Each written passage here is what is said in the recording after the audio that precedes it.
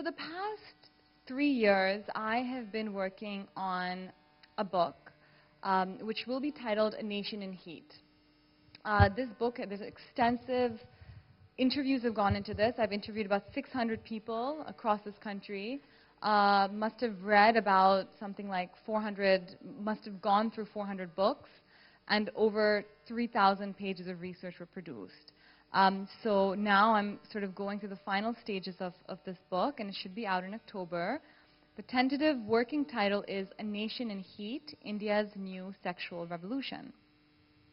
So the idea of this book came from the changes that I saw happening across this country, and that I also saw dealing with myself as a young Indian woman.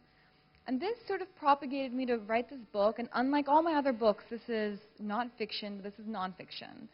And for this book, I interviewed people, just normal people. I went to colleges across this country speaking to young people about their views on love, sex, and marriage. I spoke to professionals, I spoke to academics, I spoke to experts, and a range of people. So it's been extremely hard work, and I'm kind of glad it's over. I'm going to begin by showing you a couple of photographs. This is Kapil. He is IIT Delhi's only openly gay person. And IIT Delhi has a population of around 6,000 people. This is Gopal Suri. He looks like a gangster, but he's actually a marriage broker. And he fixes about 1,000 marriages every year from people across India. This woman is a 31-year-old pimp. She is in Tihar jail right now, and she completely revolutionized the way that prostitution was done in Delhi and also in other parts of India. This is a young couple in love by the lakeside of Bhopal. You know, this must look kind of, it's a very familiar sight today in India. You know, you see this in a lot of different places. A young couple on a motorbike. So now, what do all of these people in these photographs have in common, and what do we have in common with these photographs? All of us are part of a new revolution, which is going through India, a revolution in love, sex, and marriage, which will eventually change the way that families are structured and the way that the social fabric of this country is. This is synthesize my research in a very, very simple way for all of you guys. So earlier, for centuries, the way that it always worked in India is that you get married, an arranged marriage, usually through family, and then, of course, you have sex, and then you maybe or maybe don't fall in love, right? Today, this has all changed. So now, any of these things can happen at any point in time. It's no longer linear. So now you can have love and then sex and then maybe marriage, maybe not. Or you can have, sex and then marriage and then maybe love. So the whole thing is just shifted, and no one really knows now what's going on. For example, I'm going to put this question to you guys now. How many of your grandparents had a love marriage? And how many of you guys know either siblings or cousins or people in your social sphere who've had love marriages? Exactly. So in the past, in the past decade especially, things are changing. So now let's look at each one of these three aspects a little bit closely. First, marriage. So in middle-class urban India, the rate of love marriage is 30%. And whereas 30% may not seem like a very large number, the truth is that a decade ago, this percentage was 4 to 5%. Even arranged marriages are changing. It's no longer the simple, ek ladki ko ek baar dekh liya aur shaadi kar li. That doesn't work anymore. Now, there's, young couples, they want to chat online, they want to talk on the phone, they want to go on dates, and sometimes they want to do even more than just that. And even the concept of caste is changing. There's no longer, Brahmin and Sindhi and Marwari. Now it's engineer or doctor, and all families want to find other families that have equal wealth and equal status. And we definitely cannot divorce for marriage. In Kerala, where we are today, the divorce rate has gone up by 350% over the past 10 years. Delhi is the divorce capital of India, and the divorce rate has gone up by 200%. In Delhi 10 years ago, there was one family court. Today there's 16 because there's so many divorce cases coming up. In fact, national laws are being changed to now handle the number of couples that are divorcing. Right? And so this is a little gimmick about love.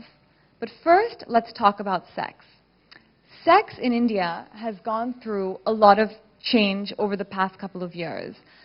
Where earlier, premarital sex was a taboo, and if a girl was even to talk about it or think about it, she was ousted out of her house and locked in a dungeon, and she was never to come out again.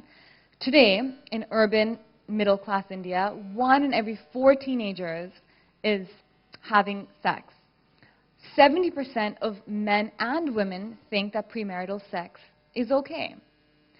Let's go back to Kapil for a second, who I spoke about and who I showed you the photograph of earlier. 5 years ago, Kapil did not even know what being homosexual meant or what homosexual, the word, even meant. Today, there's an environment for Kapil to be open about his sexuality. Till 2010, you could go to prison for being gay in this country. But today, that environment has totally changed. Now let's talk about love for a little bit. So, pyar, ishq, mohabbat, we have so many different words for love in our country. We have such a romantic past. Look at the Taj Mahal, a monument which is synonymous with love and synonymous with India, and where thousands, millions of tourists flock to every year. But romance has never been looked upon as a necessity, especially in marriage. It's always been an extravagance, a dream, a fantasy. That's what love and romance has always been. But today, this is all changing. And young couples are falling head over heels in love, and love has become an integral part of all relationships, especially marriage. In fact, people are tumbling a little bit, falling head over heels and getting bruised. And in India, amongst the youth, the #1 reason for suicide is actually love suicides. So why is this revolution happening now? Why not earlier? Because India has had a very sexual past. I mean, if you look at the walls of our temple, there's explicit sculptures. In fact, in this country, we used to worship sex, as you can see from all of our scriptures. So why has sex gone on the back burner? It was centuries of invaders coming into our country. It was also a lot of different internal forces that rose, and eventually sex was completely repressed. But now this is changing. It all began in the mid-1990s with the economic liberalization, which led to the formation of a great Indian middle class. And it was this middle class which also imbibed globalization, which, a lot of Western ideals and values being propagated, and technology played a huge role in this. With the internet and with cell phones, there became a way for all of the different changes that were happening through to come together and for people to get information, and then all of this exploded. Women, too, have been at the forefront of this revolution. They really have been the agents of this change. Women today are being educated at the same level as men. They're working shoulder to shoulder, side by side with men, and they're the one who now are demanding their rights. 2 other factors that have played a huge role in this are, of course, politics and legislation, and also 2 forces which don't first come to mind are urbanization and migration. So in the course of the next 15 to 20 years, India will see the largest migration from rural to urban in the history of this world.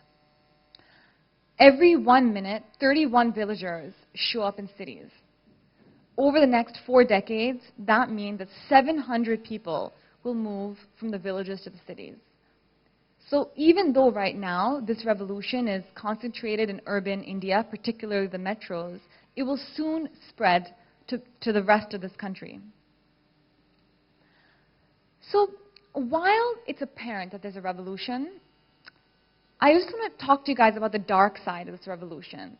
Just driving through Trivandrum right now when I was coming in, I looked at all the signage around me, and what I saw was pictures of scantily dressed women selling soaps and mango juice and washing machines, and couples, who are practically making love, in deodorant ads and things like that. And all of this, shows us that the sexual revolution is very much out there. But at the same time, we don't have the social infrastructure to support it. A very simple example, it's like having a Ferrari, but not having the roads to drive it on. So while there is a revolution, there's a huge gap, a huge pit. There's no concept of sexual education in this country, and we don't have the necessary support for mental aspects, for physical aspects of all the things that are happening. Every year in India, 6 million abortions take place, of which a third are deemed completely unsafe. Every year, 10 lakh female fetuses are aborted. In Delhi, 1 rape is reported every 18 hours. From 2007 to 2011, the percentage of reported rapes has gone up by 20%. So while there is a very liberating side of the sexual revolution, it's at the same time very horrendous as well. There's a lot of male libido floating around. There's still restricted access to women and for women to men, and this leads to a lot of frustration. It leads to a lot of helplessness, and eventually this leads to sexual crime.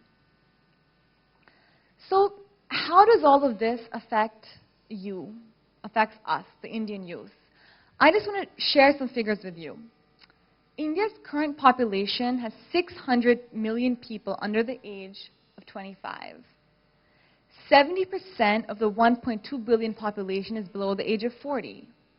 By 2020, India is going to be the youngest nation in the world with an average age of 29, where the US and China is 37, and where Japan is 48. So this sexual revolution that we're going through is a sexual revolution of the young, because India is a nation of the young. This generation, our generation, because I too am part of this change, is really caught in confusion between the East and the West, between tradition and modernity. And sometimes the questions are really simple, should we eat pizza, paratha? Should we have upma or cornflakes? Sometimes the questions are a little bit harder, arranged marriage or love marriage, sex or no sex. So while falling in love is exhilarating, and while that search for your individuality is also thrilling and very, very liberating, we must tread this journey with caution, because this revolution is in our hands, and we must decide what direction we want to take it in. Thank you.